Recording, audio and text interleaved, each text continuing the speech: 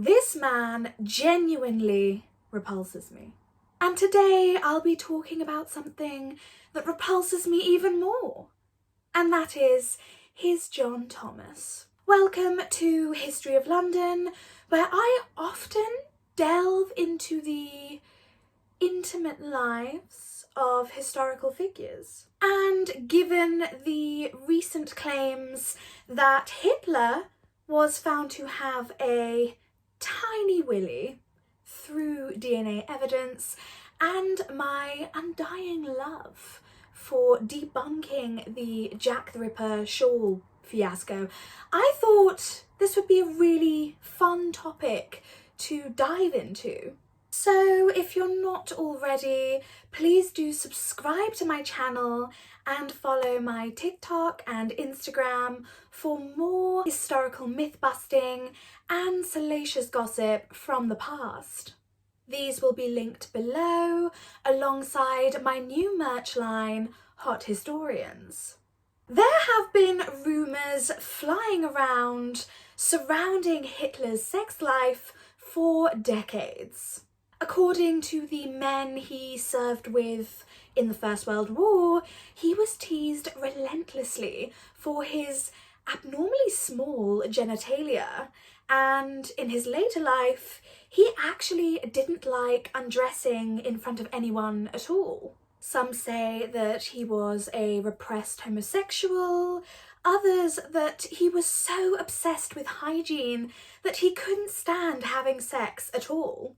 A lot of this is speculation, of course, but what we do know for certain is that he was a big strokey nonce. In 1925, at the big age of 36, Hitler began a relationship with his 17-year-old half-niece, Geli Raubal. He was exceptionally controlling, and when he found out that she was having a passionate love affair with his chauffeur, he dismissed said chauffeur and forbade the pair from continuing their relationship or having any contact at all. She was not allowed to have friends, and if Geli wanted to go to the cinema or go shopping, Hitler assigned her a trusted chaperone. Geli was a prisoner in Hitler's Munich apartment, but she planned to flee to Vienna and hopefully marry a man from Linz. After he found out about her plot to escape, they had a massive domestic, and that very same day, she was found with a bullet hole to the lung. She was dead. It was found to be self-inflicted, but historians have since suggested that Hitler actually shot her in this fit of rage, whether by accident or deliberately. Particularly as her cousin, who was also Hitler's nephew, came forward and revealed that the entire family knew they had been intimate, and Geli had fallen pregnant, which infuriated Hitler. Funny how the man who was obsessed with eugenics and engineering the perfect specimen of humankind was literally bonking his relative. That baby would have been born with like 8 arms, like an octopus.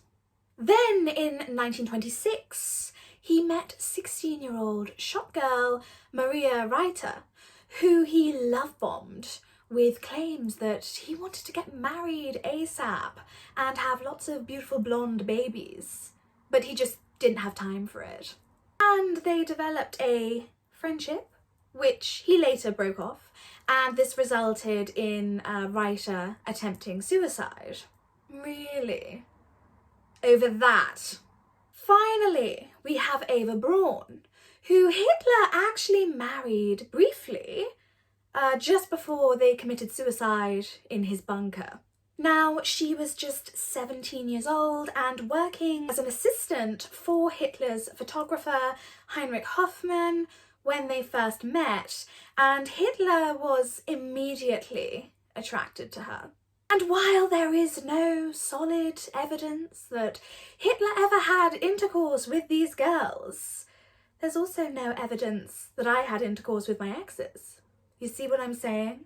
In 1943, a secret OSS file found that Hitler was an impotent coprophile who got off on his 17-year-old niece, emptying her bladder and her bowels onto him. Now, before some of you go into absolute meltdowns in the comments and start screaming propaganda at me, this particular gem of information was revealed in front of US spies on a night out by one of Hitler's close circle, Ernest Röhm, who also revealed that Hitler had a bit of a thing for buxom peasant girls. He particularly liked it when they bent over while working. So yeah, Hitler was an arse man, 100%. He was also very fond of actresses, and he regularly invited them back to his apartment for private performances. One film star, Renate Müller, alleged that Hitler dropped to his knees in front of her and requested that she kick him. Takes all sorts to make a world, I suppose. Now, for the DNA discovery, the juicy bit that you've all been waiting for. This came from a piece of fabric that was cut from the sofa in Hitler's bunker by an intelligence officer under Eisenhower. These were the first American troops to enter the bunker. There were no bodies, obviously, because the Russians had burned them, but there was a massive blood stain on the sofa. In 2025, the fabric was sampled, which effectively means a tiny little fragment was cut from it for testing. Blood was extracted from the fragment, and the DNA from it was found to be human, male, and super old. This DNA sample was then checked against a surviving relative, and it was found to be a match. So the forensic team behind this discovery rebuilt Hitler's genome, albeit with some small gaps. The results were conclusive. Hitler suffered from Kallmann syndrome, which effectively involves delayed puberty, so it causes issues like no sense of smell, micropenis, and an undescending testicle.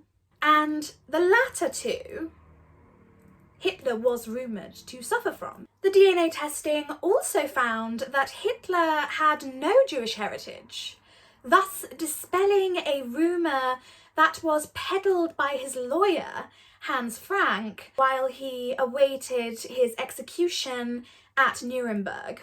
The DNA discovery also found that Hitler may have been neurodivergent, which matches up with some of the behaviours that he exhibited throughout his childhood and in his adult years. In fact, the autism polygenic score was found by these researchers to put Hitler in the top 1%. And what is particularly striking about this is that it already coincides with theories that have emerged over the years stating that Hitler did in fact display neurodivergent behaviours. How valid is this DNA breakthrough? While those rumours of Hitler only having one ball and a very, very microscopic wee willy winky have been running rampant, which absolutely could be linked to Kallmann syndrome, there is no record of him having no sense of smell. And with no surviving medical records, we truly have no idea what Hitler's health was really like. Apart from him being a tosser, but you know, I don't think that really counts as a medical condition. Also, men with Kallmann syndrome often struggle to develop facial hair, and obviously we all know him for his ridiculous mustache. I also wonder about the validity of the DNA itself. While these conclusions do tie in neatly with the small amounts of information that we know about Hitler's sex life and genitalia, how certain can we be that this DNA was really his? Did they use mitochondrial DNA analysis, which, as we know, isn't very accurate? Has it been contaminated, like the DNA on the Jack the Ripper shawl was after being handled for so many years without gloves? And was this fabric really cut from the sofa that was found in Hitler's bunker?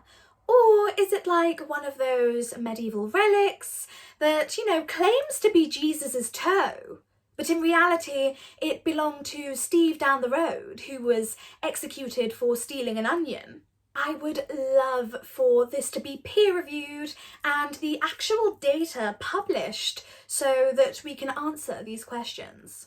Given the massive issues surrounding the DNA on the shawl that falsely identified Jack the Ripper, I was initially a bit skeptical about this. But obviously these are very different cases with very different goals at hand, and they were performed by completely different forensic teams. Long story short, I, as a historian, can put my hands up and say, I don't know, which is sometimes okay to do. However, some of the conclusions that this DNA has brought to the table actually do fit in really nicely with information that we already know about Hitler, whether it be from men that he served with in the Great War, his political opponents, or people who were in his inner circle.